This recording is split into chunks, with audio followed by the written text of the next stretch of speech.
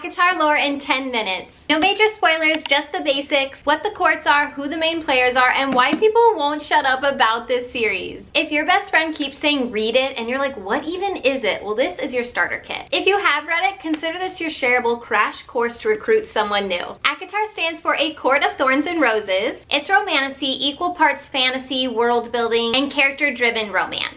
Fae courts, ancient magic, found family, trauma healing, and yes, some spice. The series starts with a human girl who gets pulled into a Fae world after a very bad decision in the woods. No twist details today. And then it snowballs into court politics, powers, bargains, and huge feelings. Format-wise, you've got an original trilogy, so starting with book 1, book 2, book 3, then character-focused installments that deepen the world, book number 4 and book number 5. Translation, you get closure and more time with your faves without me ruining anything. All right, let's talk world building, but I will make it painless. So ACOTAR takes place in Prythian, which is basically a magical land ruled by the Fae. Picture a northern land split into 7 courts. Spring, summer, autumn, winter, day, dawn, and night. Each one has its own ruler, its own vibe, its own aesthetic. Like cottagecore flower people, that's spring. Starry night, power couples, and artists, that's night. At the beginning of each book, there's actually a little map, which is super helpful. To the south are the human lands separated from Prythian by a magical wall that keeps the two worlds apart. A long time ago, there was this brutal war between humans and the Fae, and ever since, everyone's been side-eyeing everyone else. Magic here isn't like spells and wands magic, it's bloodline based. The High Lords of each court have different powers, and there's this ancient source called the Cauldron that basically birthed everything magical. Don't worry, you'll meet it later. So that's the lay of the land. Now let's meet the girl who accidentally blows it all open. Okay, meet our main girl, Feyre. She's human, she's a hunter, and honestly, she's been carrying her entire family on her back since day one. She's tough in that quiet survival way, the kind of girl who will literally go out in the freezing woods and make it work. Okay, one day though, something happens in those woods, no spoilers, and it changes everything. Feyre gets pulled across the wall into the Fae realm, and suddenly this human girl is surrounded by immortal beings. Or she doesn't understand. Politics that makes zero sense. But that is the heart of her story. It's about a mortal girl figuring out her place in a world that was never built for her, and realizing that she is so much stronger than anyone expected. I would say that Feyre is very,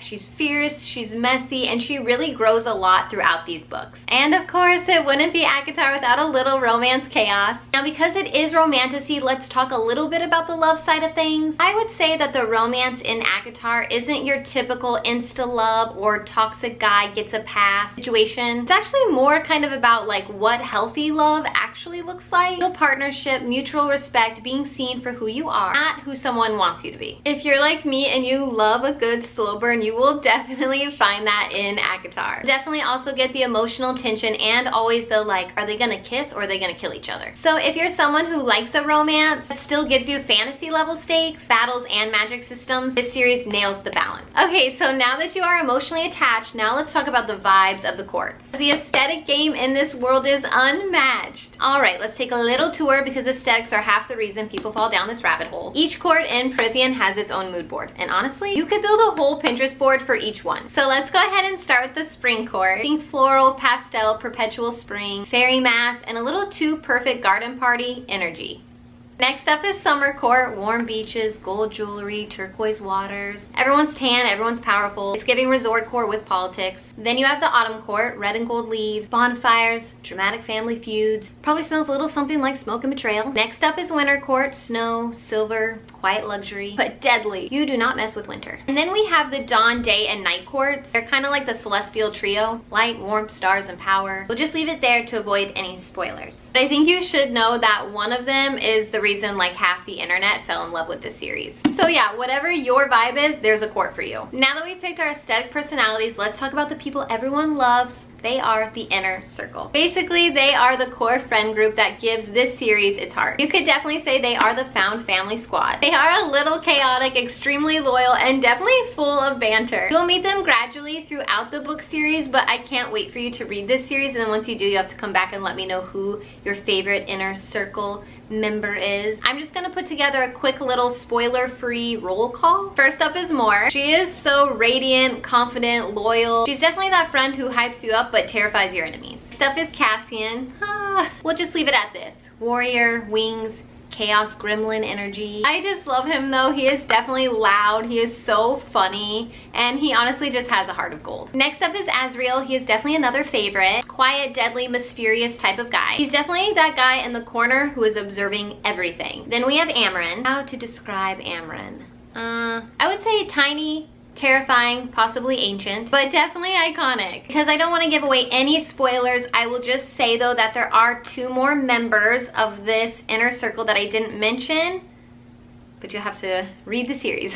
I really loved the friend group in this series, and I think it will also be something that you fall in love with too, but it's just so special. Each brings something different to the table, and they genuinely love and protect each other, and I just love that. I would definitely say that the emotional bond between them is what turns the story from good to unforgettable. So when fans talk about ACOTAR being a found family comfort read, this is what they mean. Okay, we've met the squad. Now let's break down what each book actually feels like. Starting with book 1, A Court of Thorns and Roses, I would definitely say Beauty and the Beast energy meets Fae danger. It's magical forests, curses, a human girl trying to survive in a world that should have killed her. Book 2, A Court of Mist and Fury. Okay, this book. This is definitely the emotional growth book. Healing, self-discovery, finding your voice, found family. This is definitely the book that make people like scream, cry, immediately reread. Next up is book 3, A Court of Wings and Ruin. This one is definitely full-on epic fantasy mode. Alliances, battle scenes, strategy, sacrifices, and definitely those payoff moments that make you gasp, literally,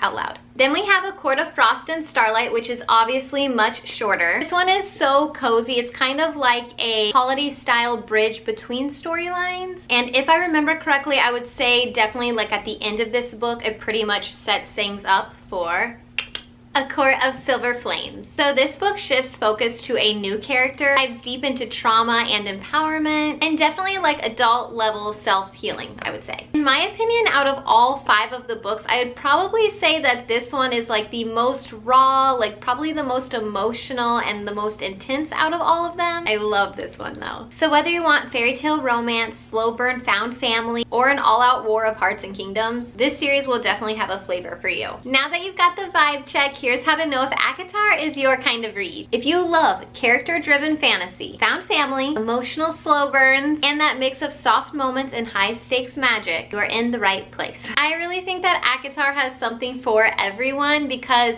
you definitely are going to get that romance vibe, lots of action, and also like really good world building in this one. But at its core, it's about power, identity, and finding your voice. ACOTAR definitely falls under adult romantasy. The spice is definitely there, but it always serves the story, if that makes sense. Okay, so if you're sold or even just ACOTAR curious, here's how to start without spoiling the fun. Okay, so I highly recommend going into this series blind. Do not Google anything. I'm serious, nothing about character names or theories, nothing. I promise you, you will just enjoy this series so much more if you just do not look at anything. Just even be tempted. Don't look at it. Okay, number 2, this one is so important. I'm dead serious. Please take what I'm saying to heart.